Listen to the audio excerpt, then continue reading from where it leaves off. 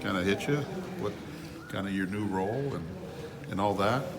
Yeah, it's been a little weird. There's been some, sitting in class and it kind of hits you just because it hasn't been like that. It hasn't been this my role since I've been here. So any change is going to be different. But I'm just trying to roll with it, and at the end of the day, it's a huge blessing for me. So I'm very thankful for it. How was the reaction once things settled down Saturday, and how many messages you have on your phone, and how many people were reaching out to you? A lot. I got a lot of texts, probably more than I ever have, and it just reminds me how many people helped me get here. Youth coaches, high school coaches, even teachers, teammates, friends, family, just so many people that were by my side, and it was humbling. Are you nervous? A little bit, but it's what I came here to do. And my identity is not in football, so at the end of the day, fail or succeed, I can go to sleep at night and with a smile on my face. And but that being said, I do want to play well and I do want to win. But yeah, like I said, it's not my identity. There's bigger things in football, so I'm just trying to take it as a chance, an opportunity in a positive way. How different is this week? Because the last 2 weeks you've just kind of been thrown in at the last minute. Now you have to spend all week preparing, knowing you're going to be the guy.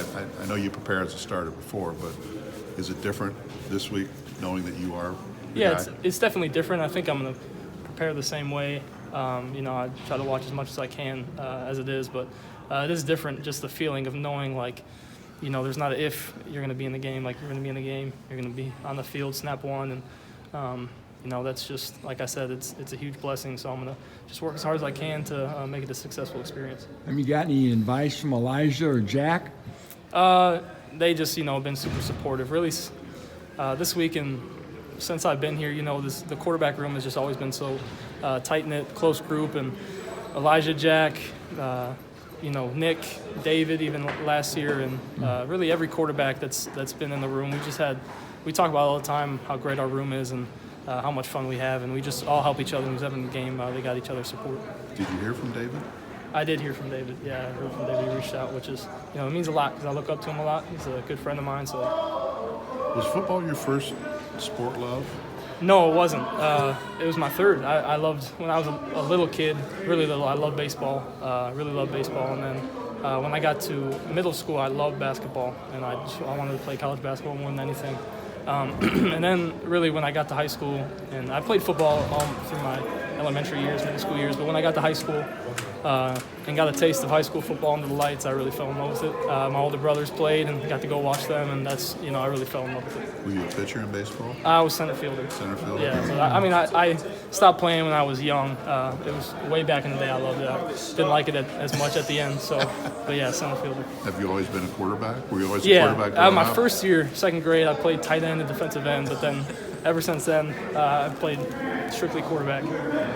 What's it going to be like being back home, so to speak? I mean, it's just unbelievable to think your first start ever is going to be basically in your hometown. Yeah, it's just, God's pretty amazing, and he does amazing things, and I think that's just, his plan was this the whole time, and, it's unfortunate it happened in these circumstances with guys getting injured, but I can't wait. And it's not the home because I'm still, I'm not from Evanston, but it's, as close as I can get right now.